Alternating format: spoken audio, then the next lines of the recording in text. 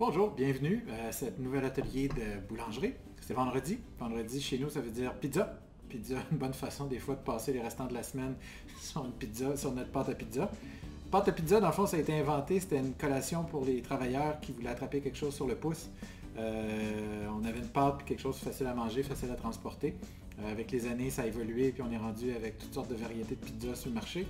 Il y a des millions de recettes qui existent, il y a des millions de techniques qui existent. Moi, aujourd'hui, je vous montre la mienne, celle que j'ai travaillée au fil des ans et que j'aime beaucoup.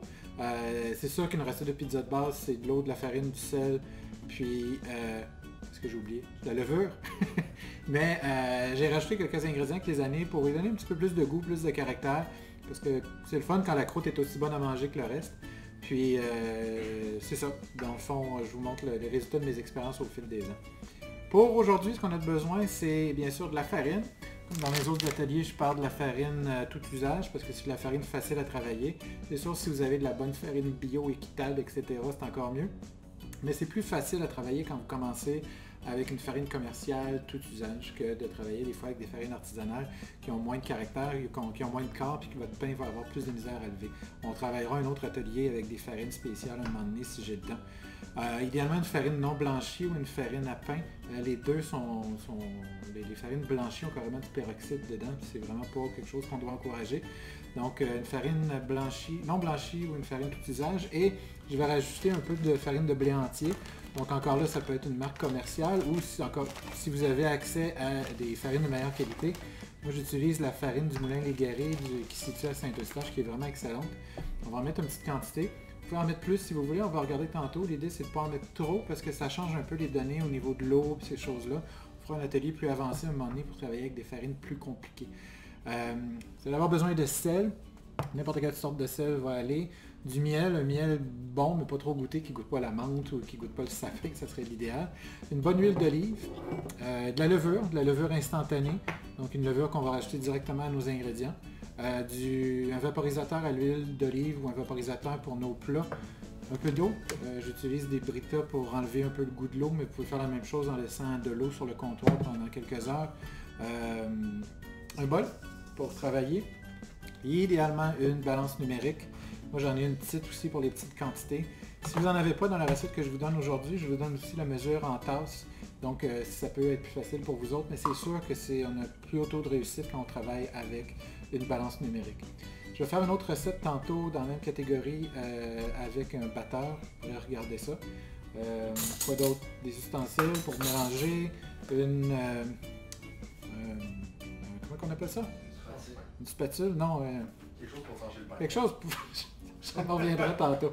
Une corne! Un petit linge, puis tantôt j'avais aussi une bonne vieille cuillère de bois, c'est toujours pratique pour travailler. Donc ça c'est vraiment le maximum de tout ce que vous aurez besoin. On regarde ça tout de suite et on attaque maintenant. Étape numéro 1 dans la recette que je vous ai envoyée, vous devriez avoir dans les liens, c'est une méthode de pizza qu'on appelle une pizza à méthode longue. Idéalement, une pâte à pizza, on veut la laisser reposer longtemps parce qu'on veut qu'elle soit détendue puis on veut pouvoir la travailler avec nos mains pour l'étendre pour vraiment qu'elle ait du goût. Quand on commence à rouler une pâte avec un rouleau à pâte, on enlève vraiment toute l'air puis on enlève le maximum d'aération dans la pâte qui fait une belle croûte alvéolée. Si on regarde les ingrédients, on a de la farine, de l'eau, du miel, de l'huile d'olive, de la levure, du sel. Donc on est correct comme ça. Toujours bon de vérifier si on a bien tous les ingrédients.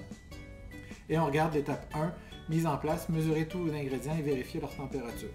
On dit de vérifier la température parce que si vous avez des ingrédients qui sont très froids, par exemple, si vous avez mis votre farine au congélateur, si vous avez mis, si votre eau est très froide, vous allez prendre plus de temps à votre pâte à lever. Donc assurez-vous que tout est température pièce idéalement, que l'eau soit un peu plus chaude que tiède, mais vraiment température pièce idéalement, pas froid puis pas bouillant parce que vous allez tuer la levure. Donc une fois qu'on a ça, on commence. Donc pour la farine, je vous suggérerais de travailler avec la farine à pain blanc de ménage qu'on appelle. C'est une farine qui a un peu plus de caractère, un petit peu plus de force.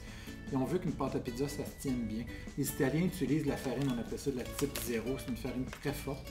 C'est sûr que c'est l'idéal, mais ça coûte 3 fois le prix. Puis honnêtement, il n'y a pas une différence énorme pour la pizza maison, à moins que vous êtes vraiment très fancy sur ce point-là.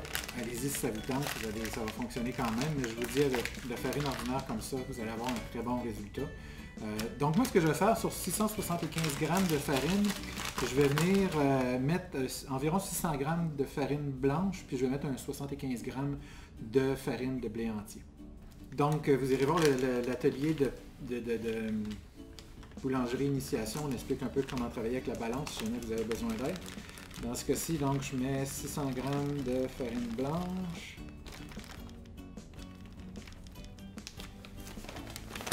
Et je vais mettre un 75 g de farine de blé entier. C'est le ratio que ma famille aime. Si votre famille aime plus de blé entier, allez-y. Si jamais vous voulez ajouter plus de blé entier, faites attention parce que rendu à 50%, c'est difficile à travailler. Fait que allez pas plus que 50% pour le moment. Puis plus vous vous améliorez, plus ça va être facile à fonctionner. Ensuite, on parle de l'eau, 475 g. Même principe, on va remettre à 0. Et on verse l'eau.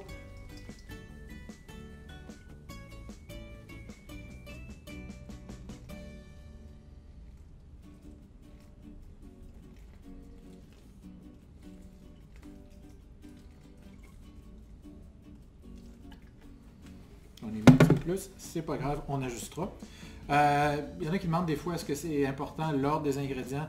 Pas vraiment, c'est juste assurez-vous que quand vous mettez votre levure, votre sel, qu'il soit bien éparpillé si vous avez déjà mis votre eau pour éviter de faire des motons. Si vous voulez être sûr de ne pas vous tromper, mettez les ingrédients secs en premier, le sel, la levure, la farine, etc. Puis après ça, mettez les ingrédients humides, ça va être plus facile à mélanger.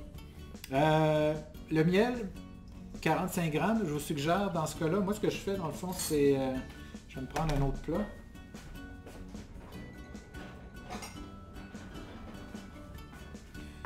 Ce que je fais dans le fond, je sais que c'est environ, dans le cas de l'huile d'olive puis le miel, c'est environ 2 cuillères à table. C'est pas, le poids au gramme n'est pas absolument nécessaire. Puis je vous suggère de prendre l'huile d'olive en premier, comme ça le miel ne restera pas collé sur votre cuillère. Donc 2 cuillères à table de miel, d'huile d'olive, c'est vendredi, et 2 cuillères à table de miel.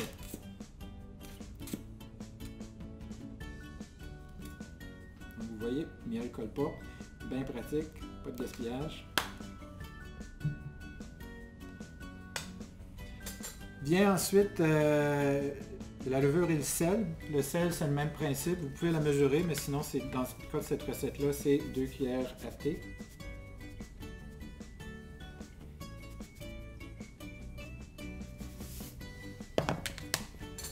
Et la levure. La levure, ça dépend de l'heure à laquelle vous faites votre pizza.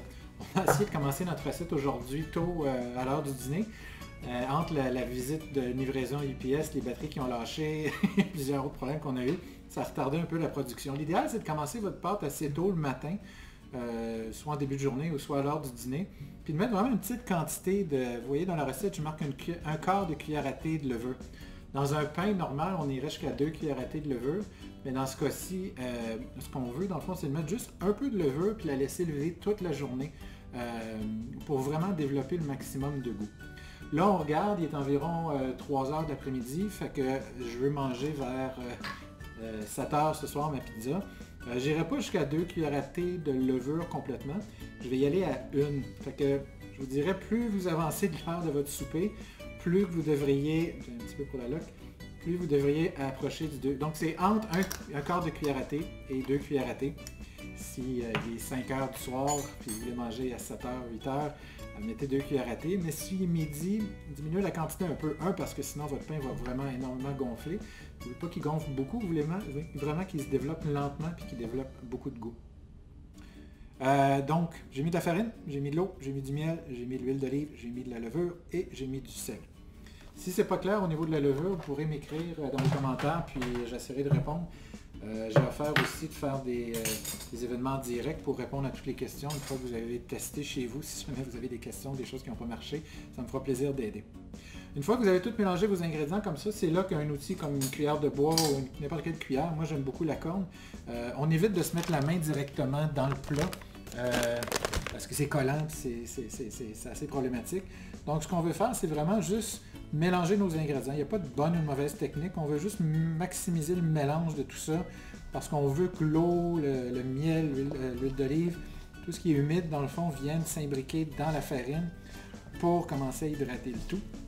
Puis vraiment commencer à avoir une pâte qui se tient. Parce que présentement, on a vraiment un mélange de farine. On ne peut pas travailler avec ça directement. Donc, on mélange du mieux qu'on peut. On ramène nos ingrédients.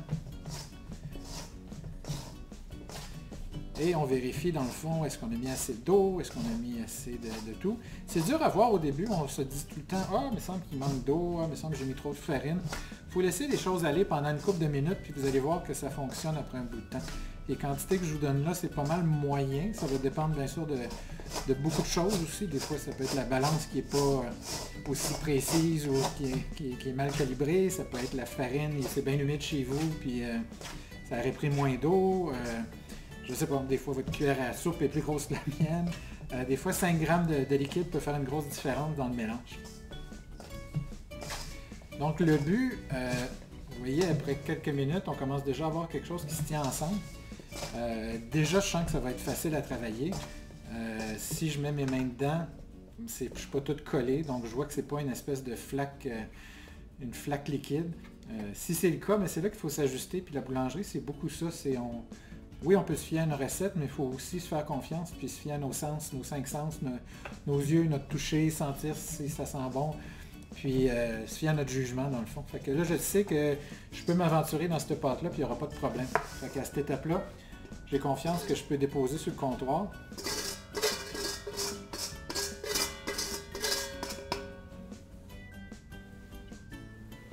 Et je peux commencer à pétrir ma pâte. Donc tout ce que je fais, c'est que je m'assure que j'ai tous les morceaux. Pétrissage, c'est pas bien compliqué. Tout ce que vous devez faire, dans le fond, le mouvement, il y en a qui disent des fois c'est d'écraser notre pâte comme ça. C'est pas autant d'écraser. Dans le fond, c'est qu'on veut l'étirer un peu, on veut la ramener, puis on veut tourner. On étire, on ramène, puis on tourne. On pousse, on tourne, on ramène, on pousse, on tourne, on ramène. C'est sûr que là, c'est un peu humide. Si vous voulez, c'est une pâte à pizza, on veut que ça soit un peu humide. Puis il y en a qui vont dire « Ah, il faut que je rajoute de la farine ». Idéalement, non. Faites-vous confiance, puis pétrissez pendant quelques minutes. Vous allez voir, plus la farine va absorber le liquide, plus le mélange va bien aller. C'est sûr que si vous avez un grattoir comme ça, c'est pratique de venir gratter.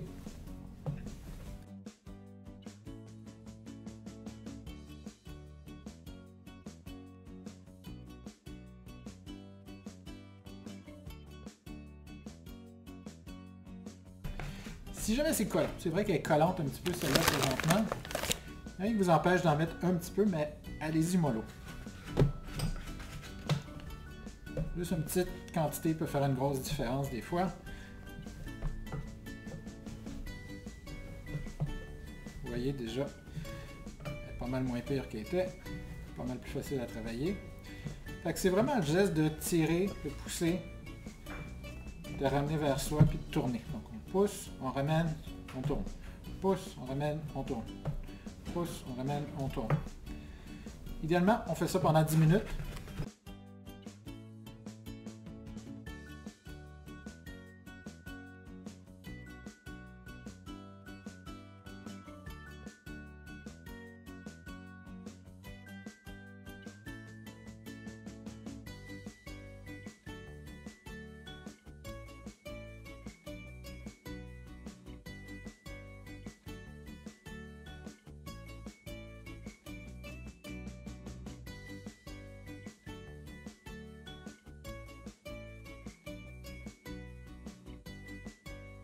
On voit déjà que notre pâte est moins collante.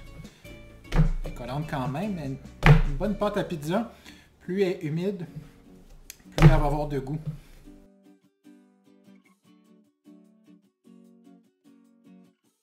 L'autre technique, c'est sûr, si vous aviez un robot, vous mettez tous les ingrédients dans le robot comme j'ai fait, vous partez avec le crochet. Le crochet comme ça. Vous le mettez à vitesse 1 pendant environ 3 minutes. Puis après ça, vous le mettez à vitesse 2 une fois que vous voyez que tous les ingrédients sont bien mélangés. Vous le mettez à vitesse 2 pendant un autre 3-4 minutes environ. Le truc, dans le fond, ce que vous voulez voir dans le bol, c'est que toute la pâte décolle des côtés. Si elle est toute collée sur le côté ou elle est toute dans le fond, c'est que vous avez trop de liquide. Faites juste rajouter un petit peu de farine. À l'inverse, si jamais vous avez un moton dur en plein milieu, vous avez des gros grumeaux et la pâte ne se forme pas, c'est que vous êtes trompé dans la quantité d'eau, il faut rajouter un peu d'eau. Le truc avec n'importe quel pain, autant qu'on a une recette, autant que la marque de farine, comme je disais, il y a tellement de facteurs qui peuvent changer. Il faut s'ajuster un petit peu puis écouter notre pâte. Puis ajuster en conséquence. Puis des fois, c'est aussi bête, quand je donne mes ateliers, des fois, la pâte est sèche un peu, on se promène avec un petit bol d'eau. Juste de se mouiller les doigts puis d'en remettre un peu pendant qu'on pétrit, ça fait une grosse différence. Comme à l'inverse, de saupoudrer peut-être une cuillère à soupe de farine peut faire une grosse différence dans la consistance de notre pâte.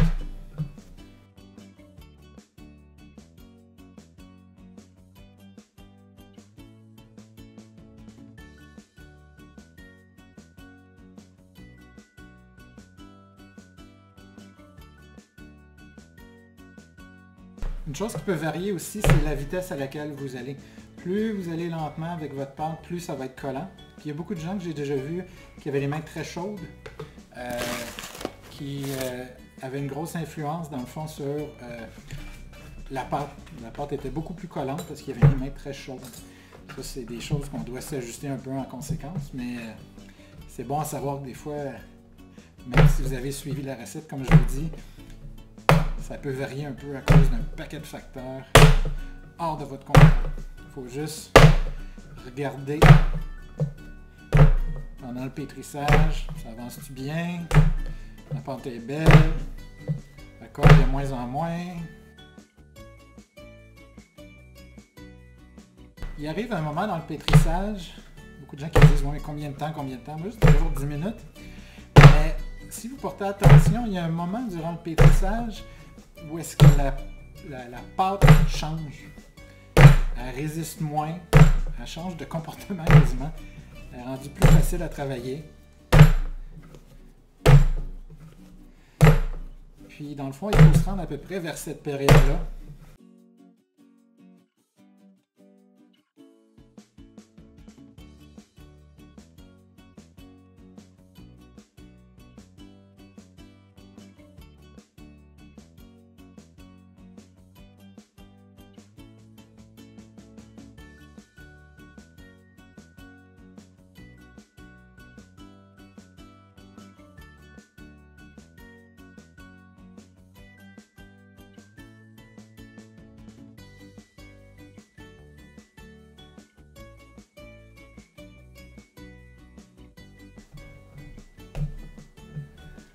Donc vous voyez, après 10 minutes, il devrait y avoir quelque chose qui ressemble à ça. Ce qu'on cherche, c'est quoi? Savoir que notre pâte est prête.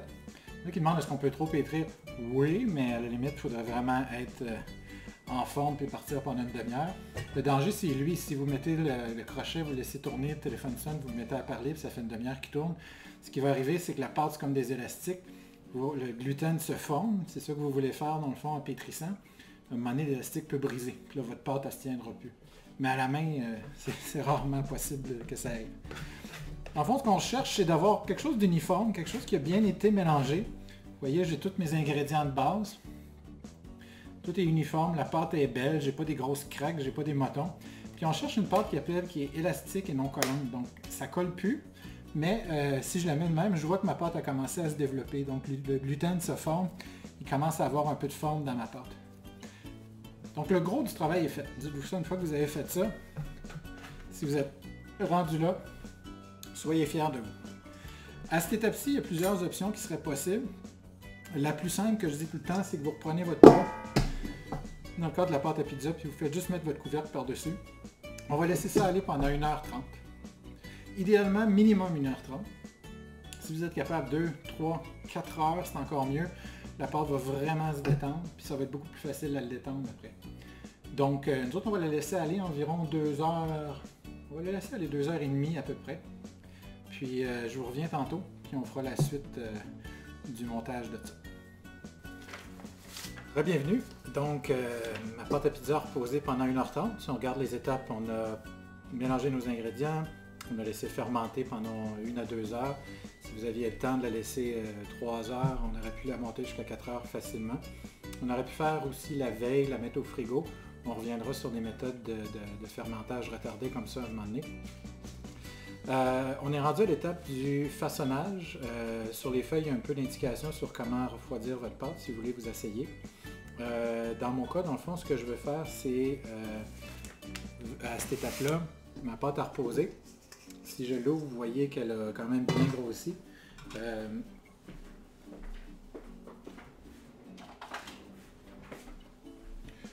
À cette étape-là, je vais vouloir séparer ma pâte en deux, dans le fond, parce que ça me fait 2 boules de pizza, ça. Le meilleur truc pour faire ça, c'est de reprendre votre bol, votre balance, et de mesurer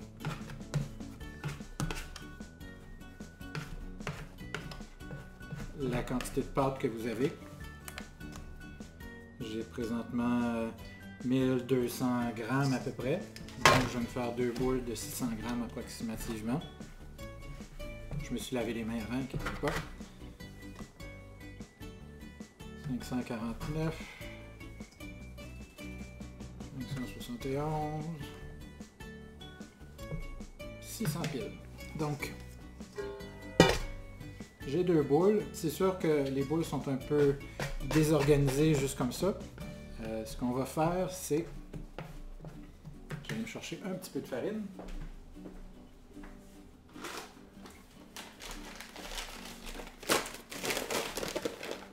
Je vais fariner très légèrement mon plan de travail. Je vais m'en laisser un petit peu de côté comme ça.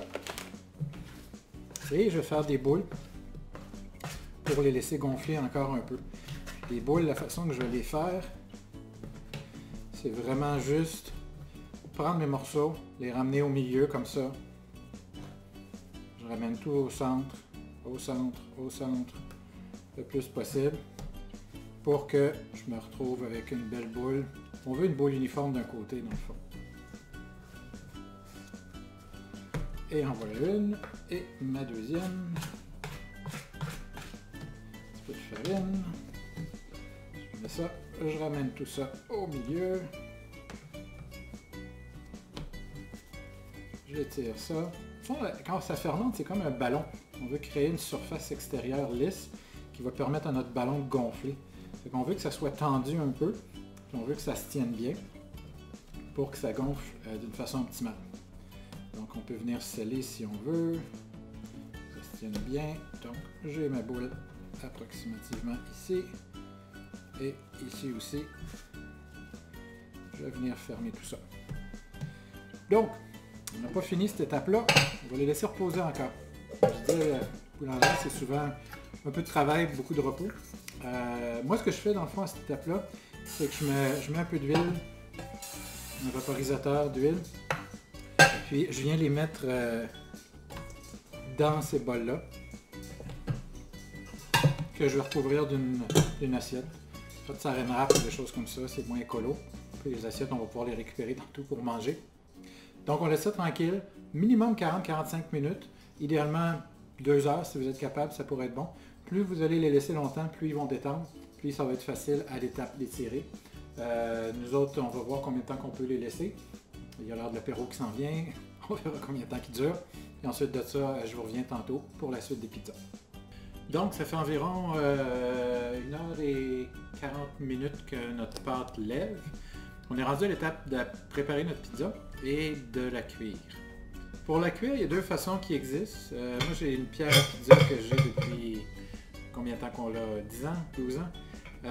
Ça vaut 15-20$ gros maximum au magasin. Puis le truc, si vous mettez ça au four, votre four très chaud à 475, la pierre devient chaude, puis vous venez déposer la pizza dessus. Mais vu que c'est pas tout le monde qui a ça, ce que je vais faire,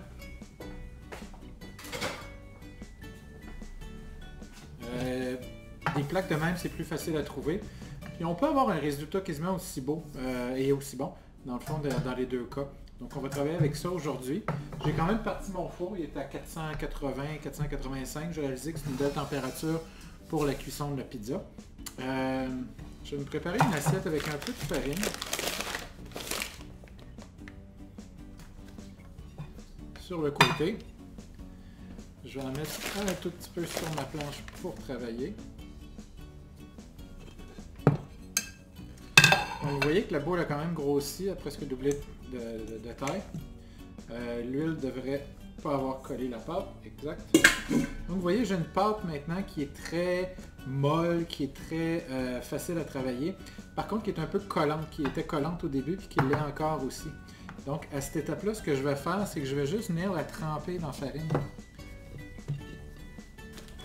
Je vais venir en mettre un petit peu partout pour me faciliter la job un petit peu. Donc l'idée, on veut pas perdre toute l'air qu'on avait là-dedans.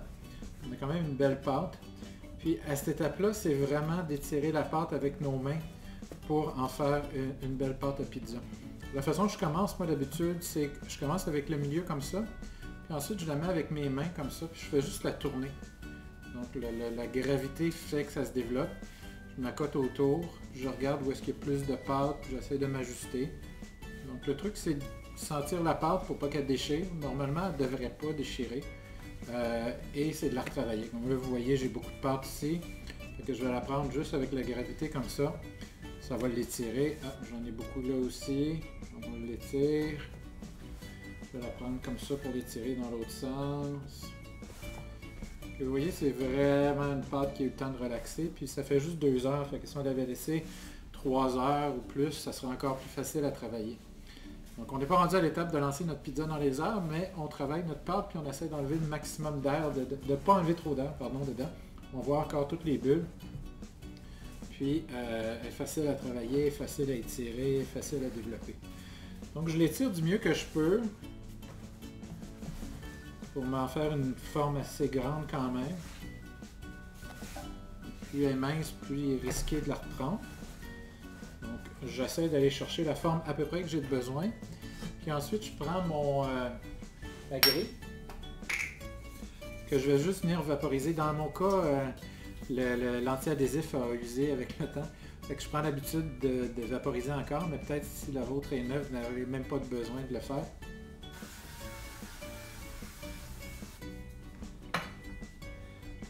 La petite passe-passe qui est peut-être compliquée à ce niveau-là, peut-être que vous avez besoin d'aide, c'est pour la passer d'un à l'autre.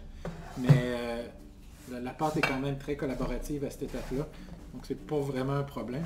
Puis le truc, c'est vraiment juste de la déposer dans notre plaque, puis de remplir notre plaque au complet avec notre pâte. Fait que vous voyez, je l'ai peut-être même trop étiré. C'est à cette étape-là, si vous voulez une pâte mince, bien, vous pouvez étirer vers l'extérieur. L'excédent de pâte va devenir de la croûte dans le fond. Important dans le fond, pour ne pas avoir une trop grosse croûte parce que ça va doubler de grosseur au four à cette étape-là. Fait que tout simplement comme ça, ça n'a pas besoin d'être parfait, c'est artisanal, c'est pas fait à la machine, c'est fait pour être bon, c'est fait pour être beau. Ça va être beau parce que c'est naturel. Donc je vais me sortir quelques ingrédients, puis je vais revenir, puis on va l'apprêter pour donner un exemple de ce qu'on peut faire.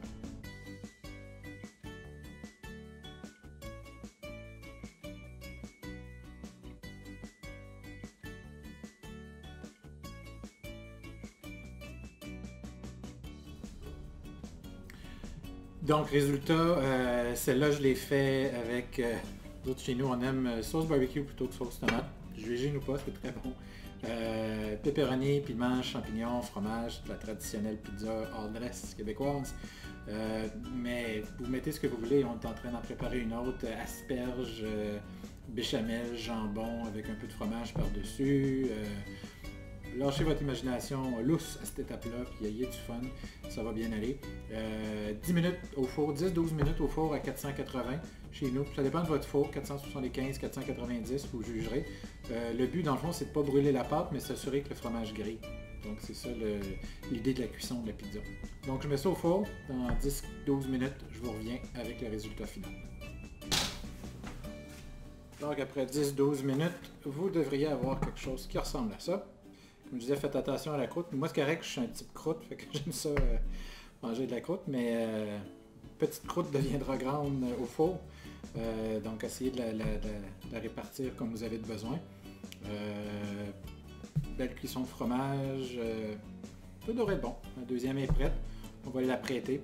Donc, le truc, c'est vers le midi, vous faites votre pâte. Vers la fin de journée, vous faites vos 2 boules. Puis quand vous êtes prêt à préparer, mais vous voyez, en dedans de 20 minutes, vous pouvez avoir une pizza, 2 pizzas. Donc font le bon format pour le souper. C'est toujours apprécié le vendredi. Donc, bonne chance avec vos pizzas.